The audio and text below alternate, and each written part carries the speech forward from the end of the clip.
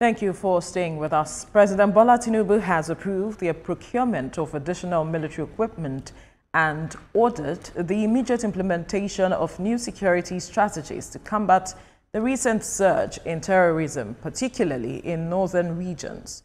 This directive was given during a high-level security meeting at the State House in Abuja, where security and intelligence chiefs reviewed the deteriorating security situation in Plateau, Benue, Borno, and other areas.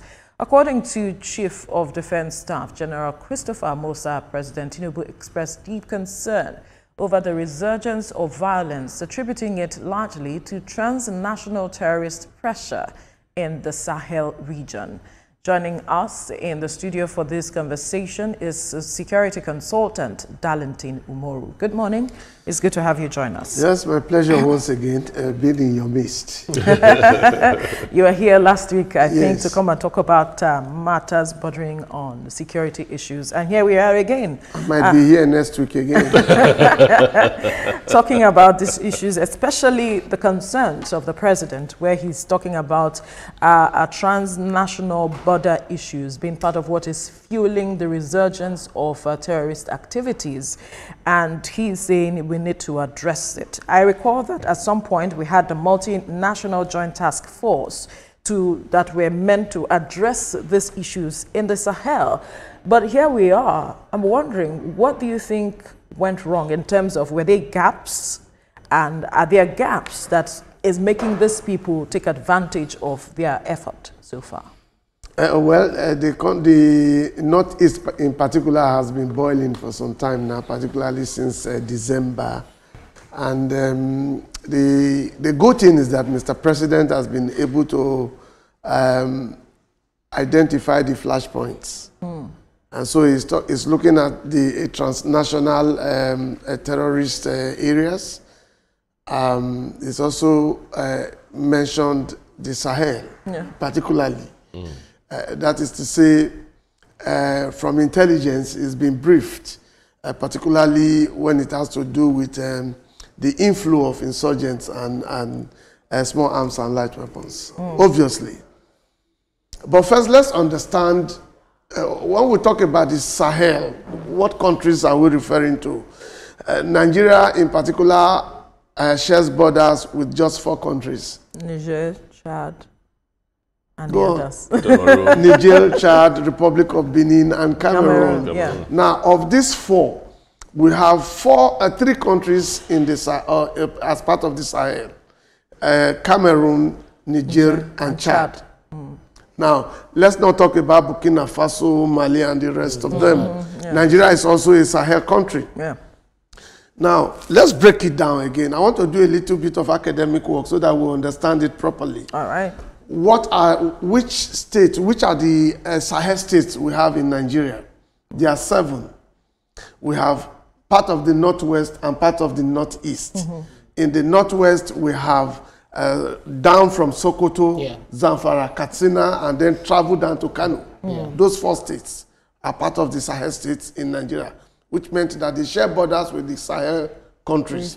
Now, Northeast, we have Jigawa, we have Borno, and then we have Jigawa, Borno, and Zamfara there? Yes, Zamfara is part of the Northwest. You know, so I remember the 4th one, the 3rd one from the Northeast now. So we have 7 states in Nigeria that we refer to as the Sahel states. They share borders with all of these countries. Is it Yobe? Yobe. Now, the issue, down to the question you asked, has there been breakdown? We've had the multinational joint task force, which meant that Nigeria had this arrangement with countries that they share border with. Now, some of these countries have pulled out from the ECOWAS arrangement, which meant that they are no longer brothers with Nigeria. They run what they call the Sahel states. Burkina Faso, Niger, and Mali. Okay, we just talked about Niger as part of those countries where Nigeria share border. Yes.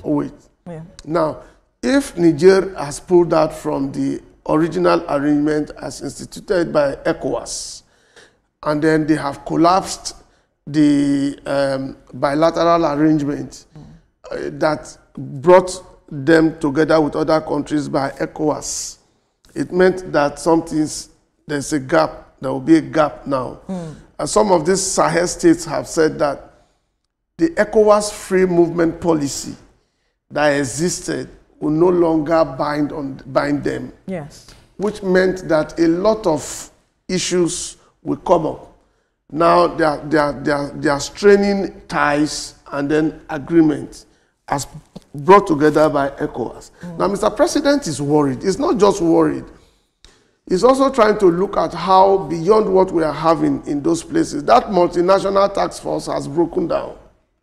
The arrangement is no longer there because they no longer see you. They now do their things with the other two states. They see themselves as, I don't know what, the Sahel state, yes, under what region? That's where the threat is. That's why ECOWAS and Mr. President are doing everything to see how, I think they are meeting this next month or this month again, to see how they will still talk about how to bring in these people. The new Ghanaian president has not relaxed. If you remember, he invited them recently, and he has also visited them, and tried to talk with them and see how they can come back. But that will be a bit difficult. Last week we saw the achievement of Burkina Faso, when they caught some terrorists and brought some down. And those terrorists were apparently traveling down the route of the Sahel region, and then perhaps finding their ways into Nigeria. But they were able to do their own, not under the ECOWAS arrangement, but under their own Sahel states arrangement, which is a plus to the worries of Mr. President. So right now, break down to some extent yet, but as much as they try to protect their own borders, they are no longer looking 100% as to how to help you. Before, because you have a joint arrangement, they have to look at your back and then you look at their own back. But right now, is it the same thing we were having? We have seen a bust through the Borno, which is one of the Sahel states. And then the inflow, that's why he talked about the transnational terrorist network and problem. That's why Mr. President was particular about that, which meant that from what Burkina Faso achieved last week, it was obvious that the proactive intelligence report that Mr. President got was right. The inflow through that Sahel region, down that corridor, down to Nigeria. Apparently, if Burkina Faso had not achieved what they achieved, they arrested about 140 or 100 and something about them, but others were taken out. Sorry, I just have to butt in here because we have very little time to do this. Unfortunately, I'm looking at the steps that Mr. President is taking. His approved acquisition of equipment is done, and so on. What about tightening our borders? Isn't that going to help? Because yes, we might have all the equipment we have trained personnel and all that, but these guys still have a free pass into Nigeria. Well, free pass, you called it, not completely free pass. I warned earlier that I should not be dragged into certain areas. Thank God it's not from me. That was meant for you. This time is from you because you were not here the last time. Thank God. Well, the truth is, as part of that closed-door meeting, security meeting that Mr. President had with the security chiefs, it was emphasized. The porous border thing was emphasized. They discussed it. But unfortunately, if you lined up our security agents across the border between Nigeria and these 4 countries. I've said that I don't know how much physically we can achieve. Buhari lamented, Jonathan lamented, Mr. President is also lamenting. Does that give us the solution? What's stopping the federal government from employing more personnel or creating an agency that's solely dedicated to policing our borders? Yes, they have achieved that now. Mr. President just approved the employment and the institution of the forest guards. The forest guards, I don't know if you've heard of that. Yes, we've heard of now, the forest guards. Those men communities, those men and women who specifically had to patrol those forests, you know, the porous borders inclusive, you know, that's an additional agency now that will help out, you know, the other security agencies that are constitutionally licensed, you know, to police our borders. That one is there, but more of it, I don't think we need too many humans at this point in time. Anywhere in the world where you know you have insecurity, you employ more of technology. You know, Mr. President has approved the purchase of equipment. Some have been delivered between 2024 and now. Air assets, I think they got about 9. And then now Mr. President has also approved the purchase of additional 49 air assets between now and the next 2 years. You know, so all of this is, you know, his measure. But my fear is, beyond what Mr. President is doing, those men on ground who are meant to help him achieve all of this, what have they achieved? Exactly. Are they really on the same page with Mr. President? Exactly. Mr. President is worried. That's why oftentimes he would invite them as a matter of urgency, and then he will give a marching order. But with all of this marching order, my fear is, are they really on the same page with the fears Mr. President is expressing? Why are you expressing this concern? Are there things you have seen that makes you feel because that if those things don't give us results, I'm looking at results. If I come here to sit and talk with you, I warned you before we started this program. I said if you did A and B, I will do C, D, right? And now you are conscious of the A and B. Right. So, but you know, the truth is, if everybody is worried, they are doing their best. They are complaining about equipment. Now we are talking about the sophistication in terms of equipment in the hands of the non-state actors, who these persons are battling. And Mr. President is saying, if it's about equipment, go get equipment. I will talk with ECOWAS. Of course, you know the rules. Nigeria cannot just go to any country to purchase equipment. But again, are we getting the right equipment? That's the question. We got the Tucanos, but the Tucanos didn't come on their own. The Tucanos came with conditionalities that is limiting Nigeria the Leahy law and all from using them. So let's go for the gunboats. So this is where I'm going. This is where my question is going to come from, because I'm thinking of this issue as quite fundamental beyond Nigeria. Because if you look at Africa, we rely on the UK, the US for foreign intelligence on things that are happening on our own soil. For earthquake, we will go to Japan. For other things, we go to other countries. Can we not think of what we can, the homegrown solution we can bring up? Because the issue of illegal mining is also there, which is funding this terrorism. And it's just like the hand of Jacob, the voice of Esau? Because the foreign nationals, the foreign countries that will still pose themselves as fighting insecurity on our behalf or giving us intelligence and all of that, they still have a hand in some of these things. So is there a way we can find a homegrown solution, not just within Nigeria? Because we can't solve Nigeria alone without solving the problem of our borders, our neighbors. How do we come together and solve this problem? How do you come together and solve these problems when some of the countries that are your neighbors are pulling out of your regional arrangements? But in August 2024, Nigeria and Niger signed a pact, a treaty as to fighting insecurity. What year? Regardless of, in 2024. In 2024, but now they are no longer under the ECOWAS arrangement that was binding them. So we have a bigger problem, my brother. The question I often pose is when we have, but one thing, let me correct something, please.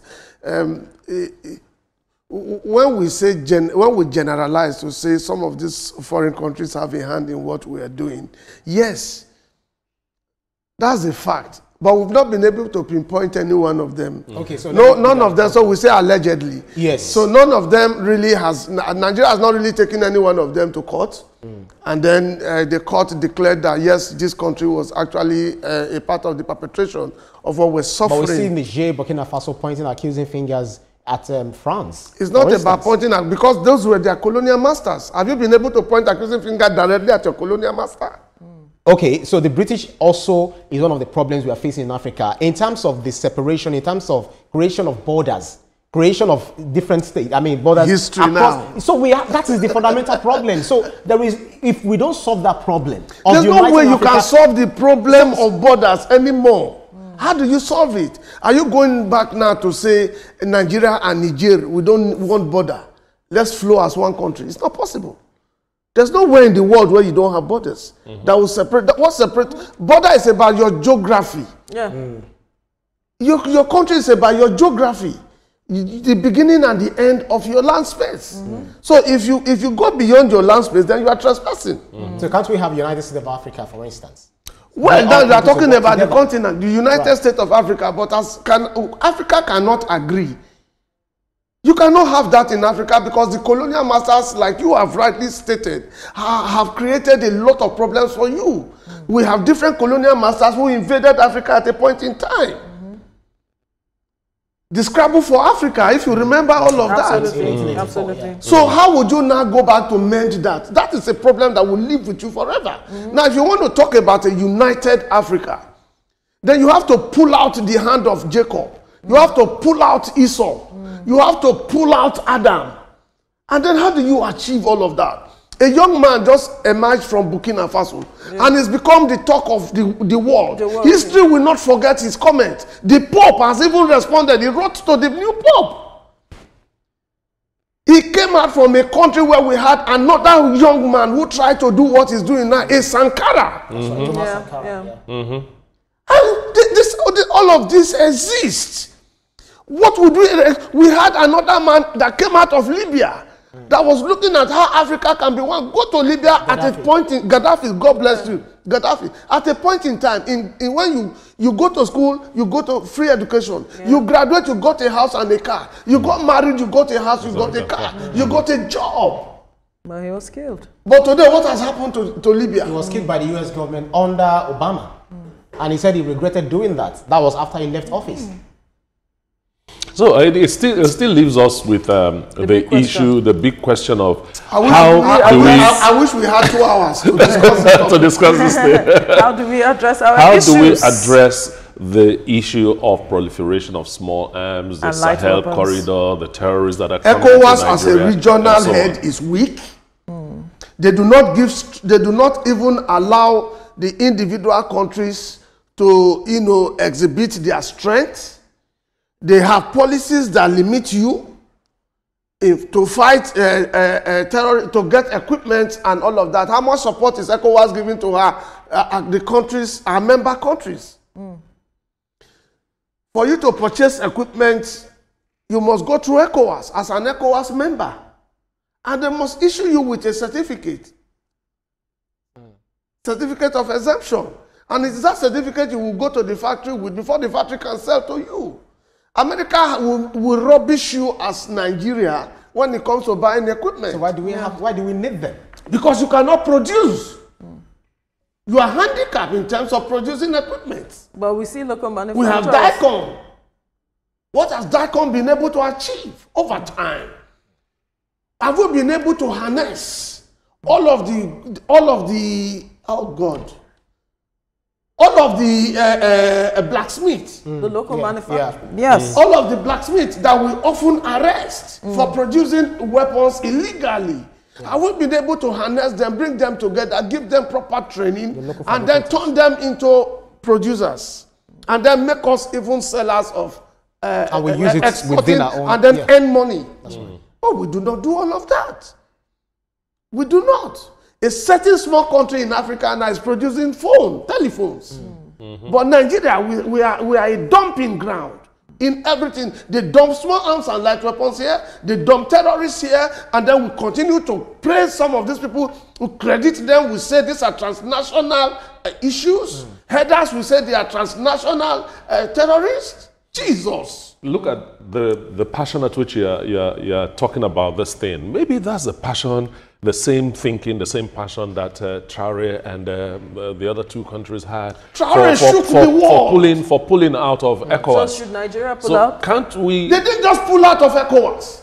They pulled out from France arrangement. The policy of assimilation. That's right. They pulled out of it first. So should Nigeria and said, to hell with you, we do not want you. You have exploited us so much. He talked so much about how much we have suffered from the hands of colonial masters. Should we do same? Can you do same? Should we?